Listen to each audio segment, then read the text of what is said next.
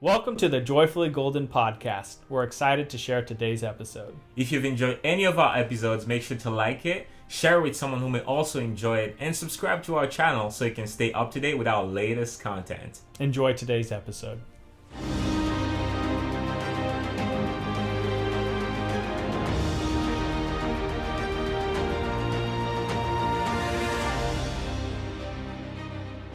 It's easy to think when we're young that we have all the time in the world.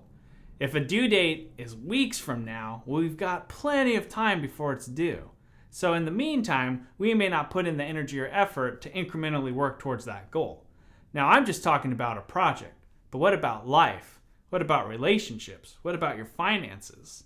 If we're always waiting to take action when the bill is due, or when the children are already here, or when your boss is ready for that important meeting, how is that working out? In today's episode, we're talking about stop sabotaging your success and ways that you can identify what's keeping you back and what's preventing you from living your best life.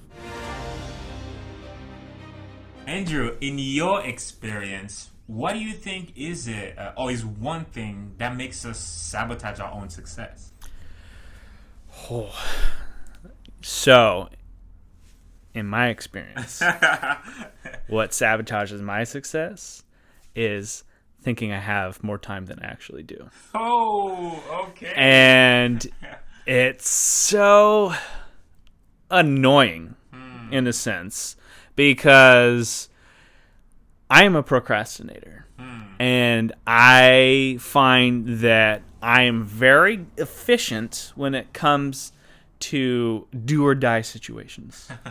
And the problem with that is life isn't always a do or die situation. So what I end up doing a lot is I sabotage my sanity and sometimes the outcome of a project or a circumstance because I wait to the last minute to do so.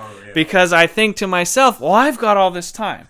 Well, technically, it's going to take X amount of... Because I get into the math, man. Like, I remember in school, I'd be like, okay, if I get this many points on this many things, I'll get this kind of grade in class.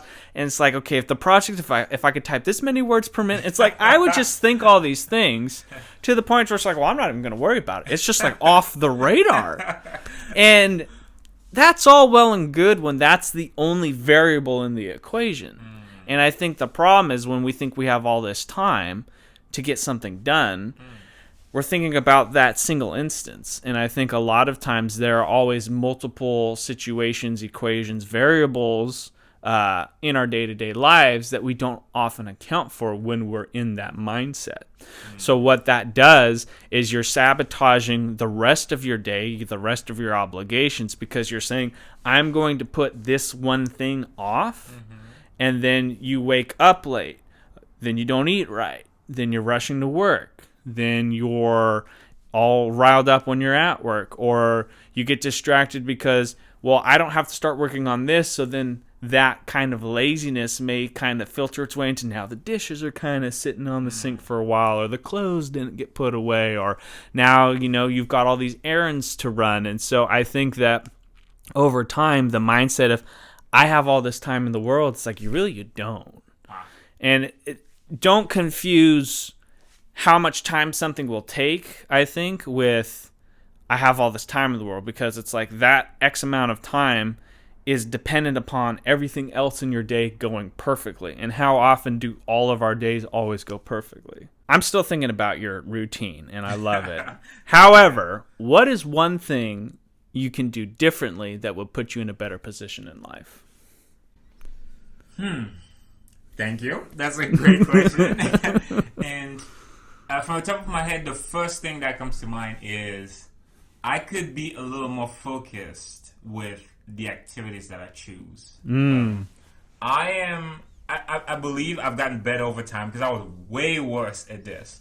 But there is a challenge that comes when, well, for most people overall, I'm saying yes to too many things. But I think especially for people who are creative and have a little too many different skills within the creative world, it becomes really hard to be focused on one thing. Example. I am a dancer, I'm a choreographer, I'm a screenwriter, I'm a director, I play the piano in the church, like all those different stuff. And so working on a script from beginning to end, maybe it should take me 2 weeks, 3 weeks, I don't know. But because I also play the piano, there are different engagements that come with that. And because I know how to play, I say yes to that. And there's also some things that come around with dancing, and because I know how to do that, I say yes to that. And all the things are good. I enjoy every single one of those things, but it sacrifices how effective I can be at finishing one project as fast as I could. You know what I mean? And so instead of taking 3 weeks, it ends up taking 2 months, for example, because there's a lot of different things that I'm also good at that maybe I should also cultivate that I end up doing. And because of that, I have to sacrifice sometimes the how effective I can be on focusing my time and energy on one single project. And so that's a struggle that I've always had. And like I said, I've definitely gotten a lot better at it, I believe. But it's definitely still a challenge, because especially because it's all things that I enjoy doing and that I'm good at and that I do want to grow in. But sometimes it makes it easy to commit to one specific big project, because sometimes you have to drop everything else to be as effective as you can, you know. So that's one personal struggle that I'm still getting better at, but I'm not as bad as I used to be at. Nice. What is one practical thing that someone listening today can try to stop self-sabotaging themselves? Stop beating yourself up. I think when you're doing something wrong, the goal is to stop doing it and move towards a better outcome, better behavior, better decision making. And mistakes happen. We're not perfect.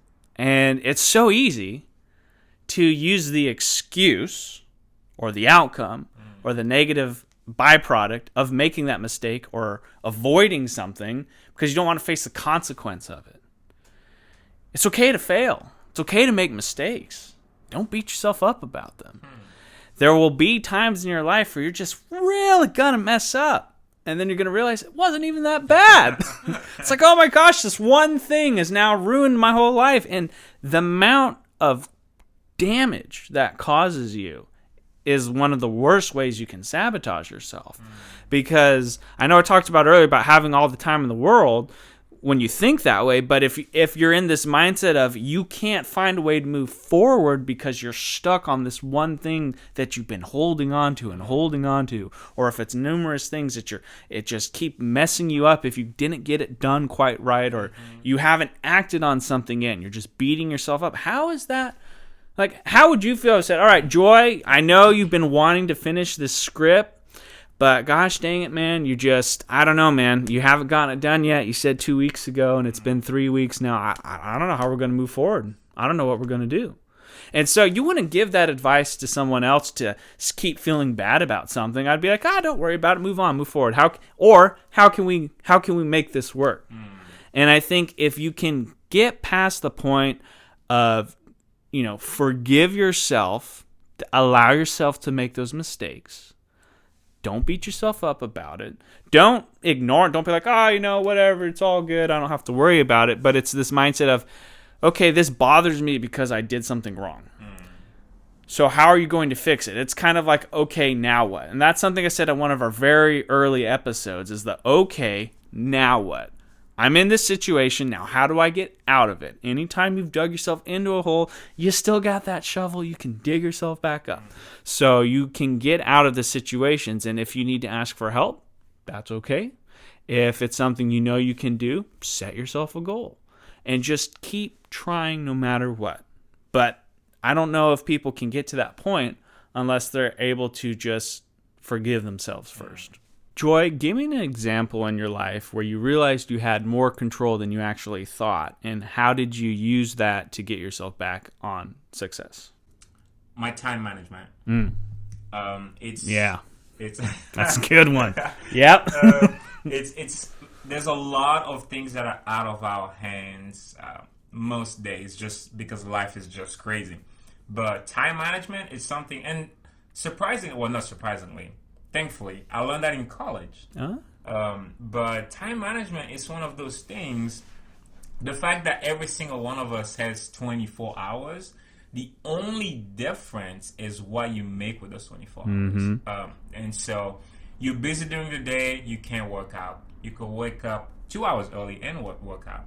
Yeah. You don't have time to eat. You can end something 30 minutes earlier and start something 30 minutes later too. Like, the way in which you structure what you do with your time is, to me, one of the coolest superpowers almost, because again, you cannot change the amount of time. Like, it's the same, it's set, but you can prioritize the things that make sense to you, that go with your values, that help you move forward, that help you grow, that help you improve, that help you serve, that help you do all the things that are the most meaningful in your life, and structure your time to be able to do that. And it might mean you sacrifice a little bit of TV time. It might mean you sacrifice a little bit of fun time, a little bit of sleeping times, even sometimes. But the bottom line is, your time, you do have a certain amount of control on how you use it. Not on the time itself, but on how you use it. And to me, that's extremely powerful. And so, to fully answer your question, once I realized that, game over. Because then there was no such thing as, I can't do this because I don't have enough time. No, I need to find a way to make time so I can do this. And that simple switch changes everything. Because then you never can honestly say, I don't have time to do this. It's either, I don't want to make time to do this because it's not as worth it to me to invest time in it. Yeah.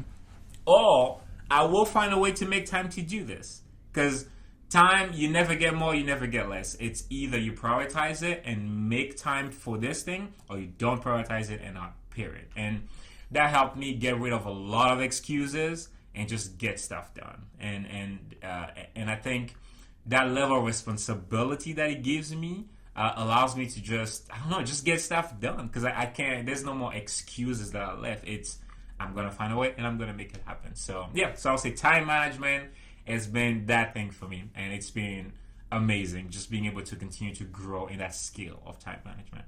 Wow, I really like today's questions. This was really great. And I think it's important for people to realize that we have a lot more power and control of our lives than we think we do. How we determine our probability for success, we can really just look at what are we focusing our time on. And it's easy to think we're going to live forever, especially when we're young, but you know, you've got to live. What was something my dad always said? It's like you have to do things with this sense of urgency, where it's the idea that time is moving forward, and a day or a week or even maybe a year might not seem like much, but it's the little things that you do once a day, every day, 365 days a year that it matters. It matters, like how you get up in the morning, how much time are you taking before you go to work, what are you doing between work and before you go to bed, or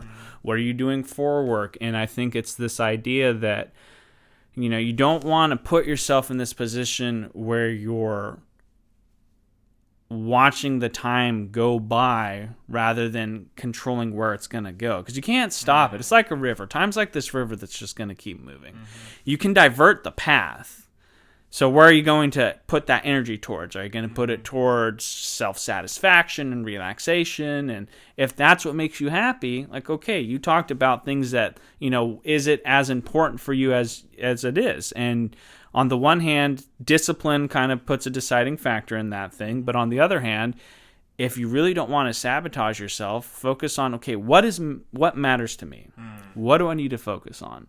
And if I mess up, forgive myself, move forward, mistakes happen, but really just kind of take away from it is like, don't waste your time, because at the end of the day, hopefully you'll get to wake up tomorrow, or, you know, because, you know, we can always go outside and get hit by a bus, you know, that's another saying, but it's this idea that don't sabotage yourself just because, you know, don't live through life like carelessly, you know, you don't have to be like worried and all this stress, but you know, kind of pay attention to what's going on. Pay attention to what you're doing. And if you don't like where you're at, change it.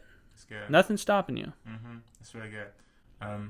There's so much in life that goes against us.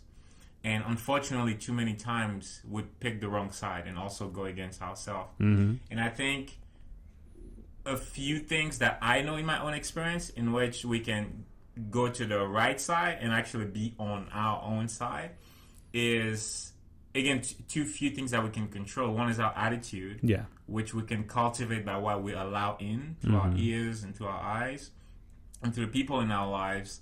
And the other thing is time management. We really can use those two, and I'm sure there's a lot of other things, but those are two places to start. Yeah. And to start reversing this cycle of constantly being on the wrong side and pulling ourselves down and beating ourselves up and stopping ourselves from moving in a direction in which deep inside we know we should be moving in. And so by focusing on these two small areas and by understanding how much control we can have over them, we can really start moving them in the right direction, and they can end up changing the whole direction of our lives if we wanted to. So there's an old African proverb that says, if there's no enemy within, the enemy outside can do us no harm. It's so easy to blame other people and things when life doesn't go the way we want. We do it all the time, don't we? We blame the weather, circumstances, other people, the universe, and on and on and on and on. For most of the things that go wrong in our life, we can find and assign blame efficiently. How funny is it though that although the only common thread in our lives is ourselves, we're never the ones to blame for anything. It's never my fault that I was late, right? It's never my fault that I failed. It's never my fault that the things I preach and practice don't match. And listen to this, it's never my fault that I'm still stuck in the exact same position I was complaining about 5 years ago. We can play this game of pointing fingers all we want, but until we realize that most often than not, the real enemy to our success is ourselves, we will never make the changes necessary to realize our full potential. Something powerful happens when we take ownership of our flaws. Because when I can admit that it was my laziness, my lack of wisdom, and my stubbornness that got me here, there's no mystery or fingers to point, is there?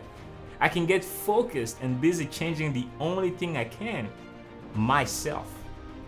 And through discipline, practice, failure, and the wisdom acquired through the experience of trying, we can begin to get out of our own way and get on our own side instead of subconsciously fighting against our own well-being. It's time to stop sabotaging your success. Because the proverb that I mentioned earlier, guess what? It's right. It doesn't matter if the entire world around you is trying to stop you, as long as you don't join them in trying to stop yourself.